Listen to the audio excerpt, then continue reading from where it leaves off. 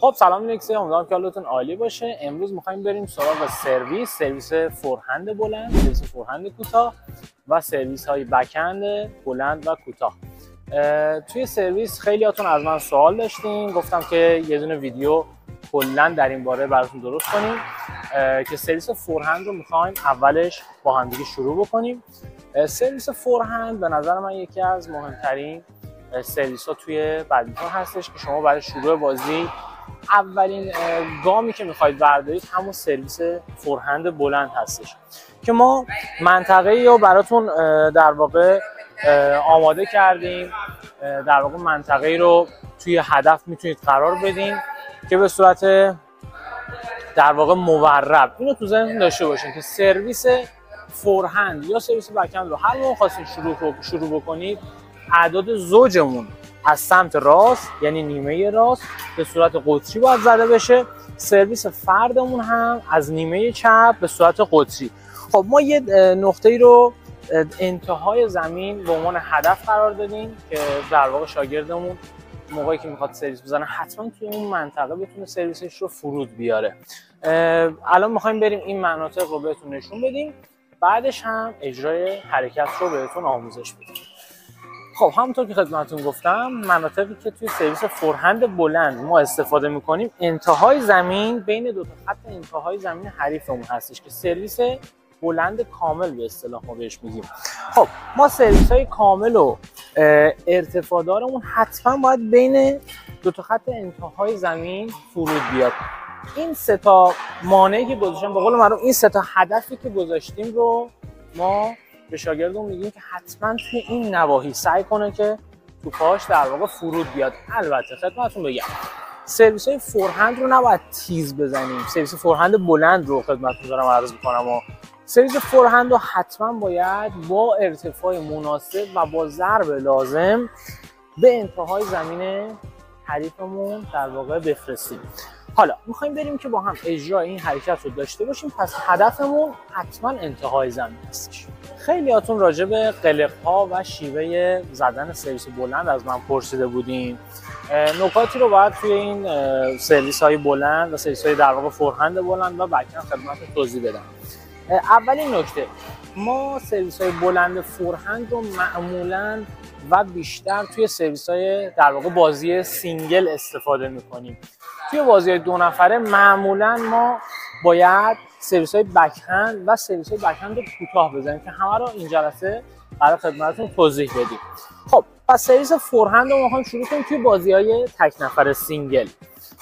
برای دوستانی که تازه شروع کردن، افراد مبتدی، بهتره که فعلا سرویس های فورهند رو آموزش ببینن، بعدش سرویس های کوتاه فورهند و بک‌اند رو بهشون آموزش بدیم. خب نکته اول، ما هر موقع خواستیم جاگیری بکنیم قبل از سرویس، یه خط تی مرکز زمینمون جلوی زمینمون در واقع ترسیم شده، یه تی مانند، یه در واقع تی انگلیسی ترسیم شده. اول اینکه گفتم خدمتتون اعداد زوجمون و شروع بازیمون، عدد 0 و اعداد زوجمون رو از نیمه راست زمین خودمون به صورت قطری به زمین حریف توپمون رو در واقع میزنیم و سرویسمون رو باید حتما توی این نواحی بخوابونیم. و در واقع اعداد فردمون هم که برعکس دیگه، از نیمه چپ به صورت قطری. پس اعداد زوج و اعداد 0 از سمت راست نیمه راست، اعداد فرد از سمت چپ از نیمه چپ. خب نکته بعدی، ما کجا جا بگیریم؟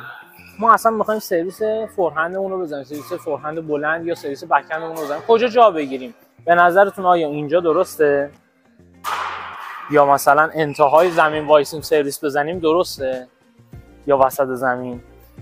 بهترین جایی که ما باید آماده بشیم واسه سرویس زدن نزدیک خط هستش، نزدیک خط مرکزی زمینمون. و نکته بعدی، 1 تا 1.5 متر شما بهتره که قبل از خط تی، در واقع خط اولیمون، خط در واقع عرضی اولی زمینمون، جا بگیریم. پس 1 تا 1.5 متر و نزدیک خط مرکزی. به چه دلیل ما میگیم توی این نواحی؟ موقعی که سرویسمون رو میزنیم، اگر ما جای دیگه‌ای باشیم تا برسیم به مرکز زمین خیلی فاصله داریم. حالا چرا میگیم باید بیایم مرکز زمین؟ به خاطر اینکه ما به همه نواحی بتونیم دسترسی کامل داشته باشیم. اگه ما سرویسمون رو از انتهای زمین مثلا بزنیم، دسترسیمون به کل زمین خیلی کمتر میشه دیگه، محدودتر میشه. پس ما بهتره که سعی کنیم که نزدیک به مرکز زمین کلیمون، مرکز زمین اصلیمون بتونیم جا بگیریم. پس سرویسمون رو که زدیم باید 1 تا 1.5 متر قبل از خط تی و نزدیک به خط جا بگیریم. حالا نکته بعدی، ما میخوایم سرویس قطری بزنیم دیگه. به هیچ عنوان سعی نکنید که موقع آماده شدن سرویس رو به نیمه مستقیم وایسید. حتما باید یه حالت اوریب مانند در واقع به سمت نیمه کناری ما خودمون رو قرار بدیم و سرویسمون رو می‌خوایم به صورت قطری بزنیم. پس بدنمون نباید صاف رو به جلو باشه، باید بدنمون رو یه ذره پامون رو به کنار آماده کنیم. پس قرار شد که جاگیریمون قبل از خط تی نزدیک خط، پای چپمون جلو، کسایی که راست هستن پای چپمون جلو، نوک پنجه پای چپمون حتما باید به سمت در واقع نیمه‌ای که می‌خوایم سرویس بزنیم، در واقع نیمه قطری هستش. پای راستمون عقب. پس این نکته‌ای که بعدش بیایم مرکز خیلی قضیه مهمیه. اگه ما از اینجا بزنیم سرویسمون رو، خیلی از دوستان از اینجا میزنن. همون قلق‌ها و نحوه سرویس‌ها از همینجا شروع شده. دوستان حتما توجه بفرمایید. سرویس بلند رو که می‌خوایم بزنیم، خیلی از دوستان از اینجا میزنن. دیگه برای اینکه به توپ‌های بعدی برسن خیلی سخت میشه. یعنی اینجا اگه ما سرویس بزنیم تا برسیم مرکز خیلی زمان بره. پس این رو تو ذهنتون باشه. 1 تا 1.5 متر آماده هستیم. توپ رو حتما، خب ما برای شاگردایی که میخوایم از اول سرویس رو بهشون توضیح بدیم، سعی میکنیم توپ‌ها رو بغل دستشون آماده نگه داریم و همون هدفی که خدمتتون گفتم، حتما قراره با ارتفاع به انتهای زمین برسیم. خب خیلی از دوستان موقع سرویس فورهند زدن توپو از پرک به این صورت میگیرن. تو ذهنتون داشته باشین توپو حتما به صورت کلی میبینید توی دست جا میگیریم، جا میدیم و همون حالت رو آماده میکنیم. پای چپمون جلو، نوک پنجه پای چپمون حالت پیکان باید رو به نیمه قطری قرار بگیره، یعنی نیمه کناری در واقع زمین حریفمون قرار بگیریم. پای راستمون عقب. خیلی پای راستشون رو خیلی میدن عقب و این به نظر من درست نیستش. اصلا نباید فاصله پاها زیاد باشه، نه اینکه خیلی هم کم باشه، تقریبا همون پا بنزه عرض شونه باز. پس توپ رو کامل توی دستمون قرار میدیم، همون راکت گیری فورهند که خدمتتون گفتم. خب یه سریا موقعی که میخوان سرویس فورهند بزنن، مثلا دوستانی که توی پارک هستن، خواهشاً دیگه اینجوری سرویس نزنید دیگه. اینجوری راکت رو میارن، در واقع توپ رو میارن نزدیک راکت، به این حالت با این استایل سرویس میزنن، در حالی که کاملا غلطه. ما سرویس فورهند میخوایم بزنیم، نیازه که استایل دستمون و استایل بدنیمون به این صورت باشه. دست راکتمون پشت پای راست، از اینجا باید آماده باشه. دستی که توش توپ قرار داره نباید، یعنی دست چپمون نباید تو بدن باشه، باید دستمون رو بیاریم جلو و دست راکتمون پشت پای راست. نیاز به یه دامن حرکتی مناسب داریم که ما بتونیم توپو به انتهای زمین برسونیم. خب یه نکته خیلی مهم توی سرویس‌های فورهند هستش. خیلی از دوستان سرویس میزنن پاهاشون حرکت نمیکنه. ما رو نوک پنجه پای راستمون یه حالت گهواره‌ای به پامون میتونیم بدیم. ولی یه نکته خدمتتون بگم، این حالت رو که میخواید اجرا بکنید، پای راستمون به هیچ عنوان نباید بلند بشه، یعنی کلا پاهامون نباید بلند بشه. رو نوک پنجه پای راست هیچ مشکلی نداره که در واقع پامون از رو زمین نباید بلند بشه. پس رو نوک پنجه پای راست هیچ مانعی نداره که این حالت در واقع خیز برداشتن و به قول معروف حالت گهواره‌ای رو به توپ در واقع پامون بدیم که بتونیم توپ رو با شدت بیشتری رد بکنیم. یک بار اجرا میکنم. پس توپ رو کامل توی دستمون قرار میدیم، دامن حرکتی حتما باید تشکیل بشه، راکتمون پشت پای راست و ضربه و الان دیدین دوستان حالت گهواره‌ای اجرا شد. پس پای راستمون رو نوک پنجه قرار میگیره. این تو ذهنتون باشه که پای راستمون بلند نشه. یک بار دیگه اجرا بکنم. پای چپمون رو به نیمه کناری، دستمون آماده از پشت پا. این حرکت و ضربمون رو باید توی مرحله با همدیگه انجام بدیم. این حرکت پای راستمون هم استایلمون رو خیلی قشنگتر میکنه، هم ضربمون رو میتونه بهش شدت بده. یه سریا همینجا سرویس رو نگه میدارن، یعنی میخوان سرویس بزنن اینجا دستشون رو نگه میدارن. دست باید کشیده بشه رو به بالا، اینو تو ذهنتون داشته باشین. پس این حالت گهواره‌ای رو باید حتما کار بکنیم که پا به این شکل باید رو نوک پنجه قرار بگیره و به هیچ شما بلند نشه ها. حتما باید پاتون رو زمین قرار بگیره. یک بار دیگه اجرا میکنیم. خب حالا ما این حرکت ها رو میخوایم به شاگردمون آموزش بدیم. بریم که ما یه سری مهارت ها، قلق ها و حالت دست رو بهشون آموزش بدیم. بریم که داشته باشیم. خب پس ما قرار شد که روی خط تی 1 متر تا 1.5 متر بهتره که عقب‌تر قرار بگیره، یعنی یه ذره پاتو عقب‌تر ببر. الان تقریبا تا 1.5 متر هستش دیگه. خب نکته بعدی، پس این پای چپمون رو دیدین رو به نیمه کنار. دقت کرده باشین که توپ رو به صورت کلی توی دستش قرار میده. راکتگیری فورهند برای آموزش اولیه حتما بهش بگید که دستش رو از پشت در واقع پشت پای راست حالت شکسته آماده نگه داره و موقع سرویس زدن دستی که توش توپ هست دست چپمون رو جلوی پا قرار میده. اولش خب طبیعتا حرکت در واقع همون حالت گهواره‌ای که خدمتتون گفتم اولش نیازی نیستش که انجام بدیم. اول حرکت در واقع سرویس رو بهش آموزش میدیم، بعدش میگیم که این حرکت گهواره‌ای رو باید باهاش تکمیل بکنه. خب پس این حالت دست رو حتما باید بهش بگیم که آماده نگه داره. دستمون هم جلوتر، اجرای حرکت. پس اول بدون حرکت پای راست، بدون اون حرکت در واقع گهواره‌ای پای راست، فعلا ضربه. یه بار دیگه. پس فعلا بهش میگیم که آقا دقتمون حتما باید انتهای زمین باشه، حتما باید با دقت تمام و البته با ارتفاع خوب و مناسب به انتهای زمین حریف برسونیم. یک بار دیگه.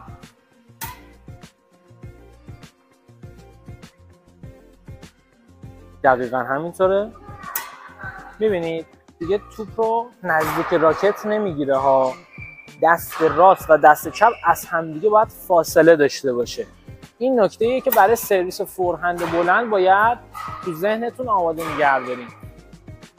پس به هیچ عنوان توپ و راکت از قبل با همدیگه تنظیم نیستن، باید فاصله داشته باشن.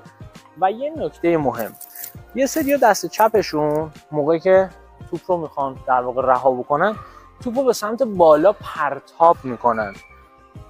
به هیچ عنوان این دستی که در واقع دست چپتون که توش توپ قرار داره به هیچ عنوان پرت نکنید رو به بالا، حتما باید رها بشه. ببین فقط رها، دست چپتون به این حالت فقط رها میشه، به هیچ عنوان پرت نمیشه. این نکته هم حتما باید تو ذهنتون قرار بدید. یه بار دیگه.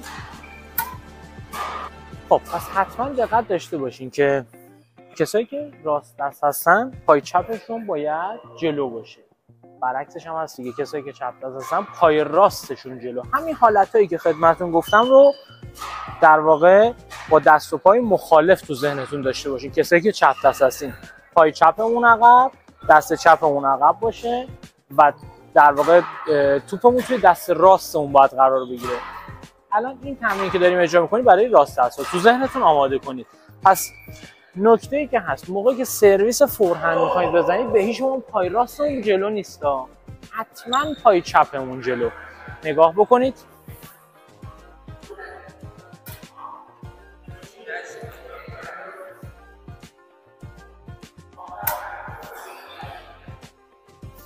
بعد از اینکه حرکت رو بدون حرکت در واقع سرویس رو بدون اون حرکت گهواره‌ای زد، فعلا بهش میگیم که در واقع بتونه این حرکت دستمون، این دامنه حرکتی دستمون رو کامل بکنه بدون نیاز به اون حرکت گهواره‌ای.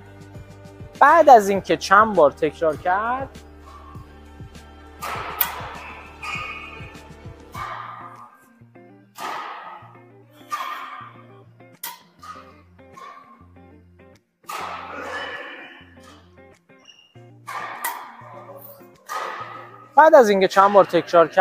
ما این حرکت سرویس رو با حرکت در واقع گهواره‌ای و این حرکت خیز پای راستمون، پس خدمتتون گفتم پای راستمون به شما از زمین بلند نمیشه، رو نوک پنجه پای راست به ما کمک میکنه که سرویسمون به انتهای زمین برسه. پس بهش میگیم که حرکت ضربه سرویس، یعنی موقعی که میخوایم سرویس رو بزنیم با حرکت پا رو با هم، ببینید دقیقا همینه، با حرکت پا رو بهش میگیم که باید با هم دیگه انجام بده.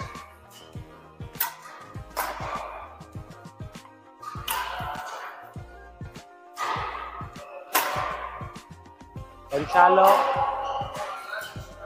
حتما باید ارتفاع توپمون هم بیشتر باشه، به انتهای زمین باید برسه. ما باید سعی کنیم که حتی اگه به اوت برسه هیچ مشکلی نداره.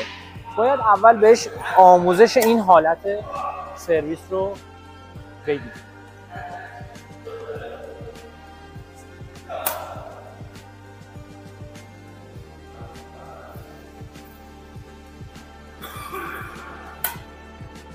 خوبه.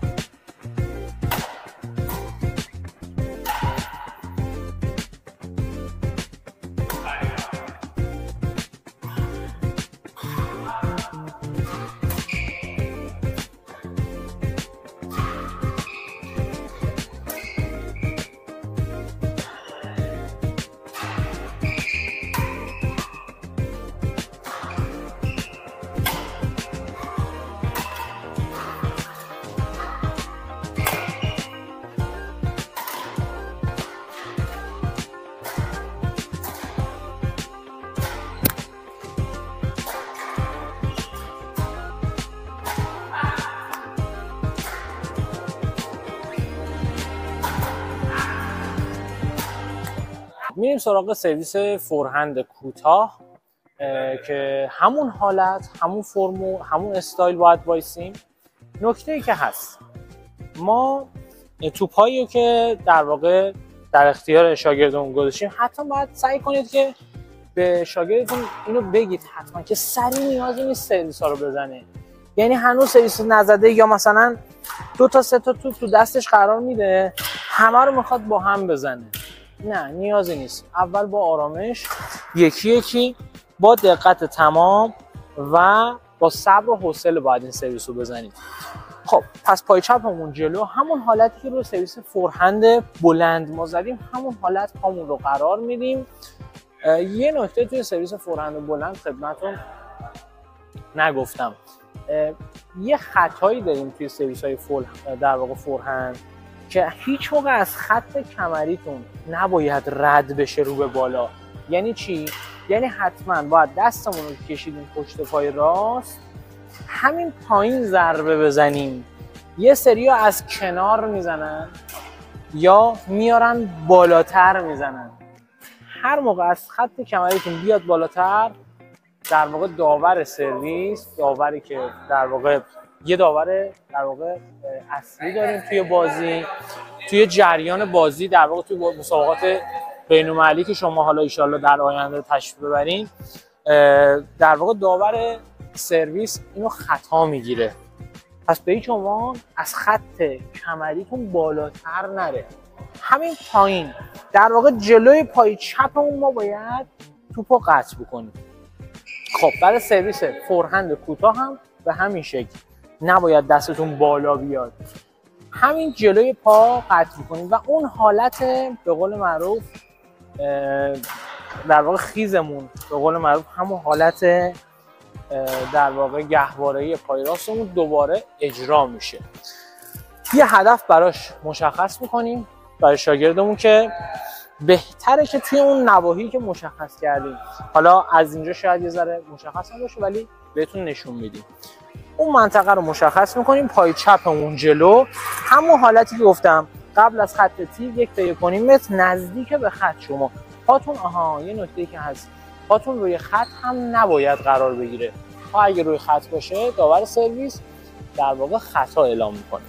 پس پای چپمون جلو، دست رو به همون حالت، در واقع توپ رو به همون حالت، راکت گیری فورهند، دستمون پشت، در واقع دست راکتمون پشت پای راست.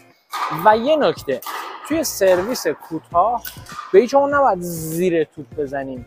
ببینید آقا یه سری اینجوری ارتفاع میدن به توپ، این ارتفاع باعث میشه که حریفتون راحت بیاد توپ رو قطع بکنه و زمان کافی داشته باشه که بیاد به راحتی ازتون امتیاز بگیره. نکته بعدی، موقعی که خواستین سرویس بزنیم، باز هم گفتم مجددا همون حالت گهواره‌ای و دستمون رو به جلو باید هدایت کنیم. نگاه بکنید به سمت جلو، پای چپمون جلو، پای راستمون عقب، به سمت جلو خودمون رو میبینید قشنگ سوق میدیم، خودمون رو به سمت جلو با یه حرکت گهواره‌ای میکشیم. توی سرویس کوتاه، در واقع فورهند کوتاه، این حالت در واقع در واقع سوق دادن رو به قول معروف همون حالت گهواره اینجا بیشتر خودشون نشون میده. نگاه بکنید به سمت جلو، خودم رو هدایت کردم. پس به هیچ عنوان نمیذارم بالاها، همین پایین. ببین اینجا موقع قطع توپ رو ما دوستان مد نظرمون هستا، قطع توپ حتما پایین خط کمرمون هستش و بعدش دستمون یه مقدار میاد بالا. یه نکته توی سرویس فورهند کوتاه بگم، یه سری کات به توپ وارد میکنن، یعنی در واقع فر میدن توپ. این خطای سرویس هستش. یه سریا اینجوری کات میدن، این خطاه. اینو تو ذهنتون داشته باشین که به هیچ عنوان نباید استفاده کنید. سرویس رو خیلی ساده و روون باید به سمت هدفمون در واقع نشونه گیری بکنیم و فرود بیاریم. ناحیه‌ای که خدمتتون عرض کردم و هدفمون باید قرار بدیم، از طریق جعبه توپ هامون میتونیم این ناحیه رو برای شاگردمون مشخص کنیم. فعلا نیازی نیستش که این در واقع هدف‌ها رو خیلی نزدیک هم نیازی نیست قرار بدین. سعی کنید که این در واقع هدفی که میخواید براش تنظیم بکنید رو در واقع فاصله‌شون رو بیشتر بگیرید که فعلا بتونه اجرای حرکت رو بتونه توی این نواحی فرود بیاره. پس حتما سرویس هامون هم قطری میزنیم دیگه. الان جایی که ما قرار داریم نیمه راست در واقع زمین حریفمون هستش، یعنی در واقع اعداد زوج و یا صفر. پس این ناحیه‌مون هستش. بهتره که تو سرویس‌های کوتاه سعی کنیم که نزدیک به خط تی زمین حریفمون. چرا؟ چون ما هر چی سعی کنیم سرویسمون رو توی این منطقه بیشتر فرود بیاریم، حریفمون رو بیشتر میتونیم وارد چالش بکنیم که تشخیصش سخت میشه توی لحظه. تو اون فشار بازی ما موقعی که توی این محدوده بخوایم توپمون رو فرود بیاریم، تشخیص این که خب الان توپ اوته یا داخله برای حریفمون خودش یه نوع چالشه، خودش یه نوع ایجاد چالش هستش. پس این محدوده برای سرویس فورهندمون شد. برعکسش هم داریم ما دوستان، برای سمت اعداد فرد هم همون منطقه تی رو یه مربع تشکیل بدین اینجا سرویستون باشه. یه نکته کوچولو خدمتتون بگم، فکر نکنید که این محدوده استفاده نمیشه ها. این محدوده هم ما میتونیم خط کشی بکنیم، هاشور بزنیم، به قول معروف هدف قرار بدیم برای شاگردمون که اون منطقه هم سرویس بزنه. ولی بهتره اولین گام، اولین استپ توی محدوده خط تی باشه. مراحل بعدی منطقه بعدی رو مشخص می‌کنه. خب پس اولش میگیم که همون نقطه‌ای که اولش قرار داشتیم نزدیک به خط، در واقع عقب‌تر از خط تی جا میگیره شاگردمون. خب همون حالت که در واقع توپ رو کامل توی دستا قرار میده. اولش طبیعتا سرویس‌های بلند و ارتفاعداری هستش. ما باید سعی کنیم که زاویه توپ رو از روی تور سعی کنه که به سمت بالا حرکت نکنه، حتما مماس با تور، یعنی هر جوری شده باید ارتفاع در واقع توپمون رو خیلی بالا نگیریم. خب یه بار اول اجرا می‌کنیم.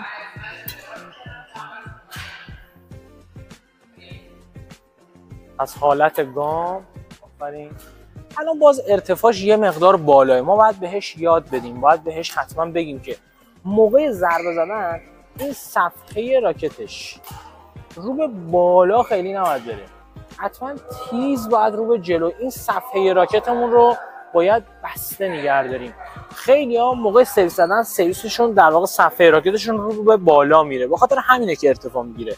باید موقع سرویس زدن صفحهش رو به پایین تنظیم بکنیم. این نیاز به تمرین داره ها، حتما باید براش توپ مشخص کنیم، توپ بذاریم که این تمرین رو چندین بار انجام بده. یه بار دیگه. دقیقاً.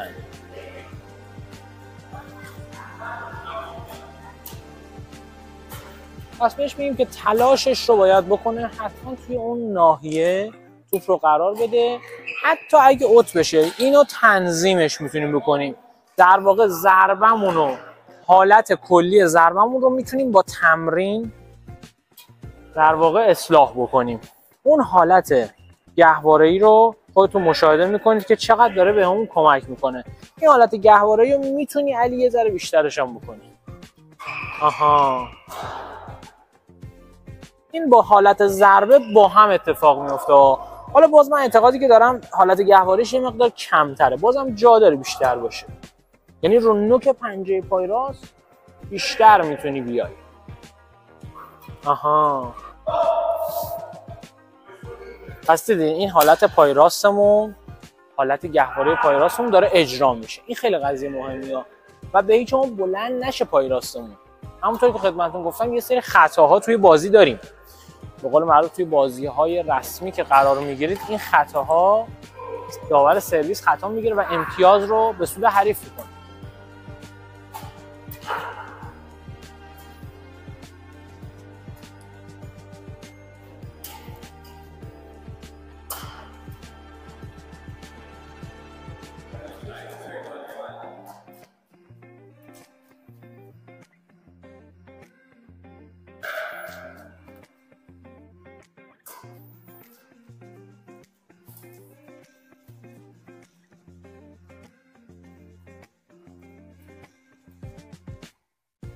خب این جلسه ما خدمتتون سرویس فورهند بلند و سرویس فورهند کوتاه رو خدمتتون آموزش دادیم. جلسه بعدی سرویس بک‌اند کوتاه و بلند رو خدمتتون آموزش میدیم.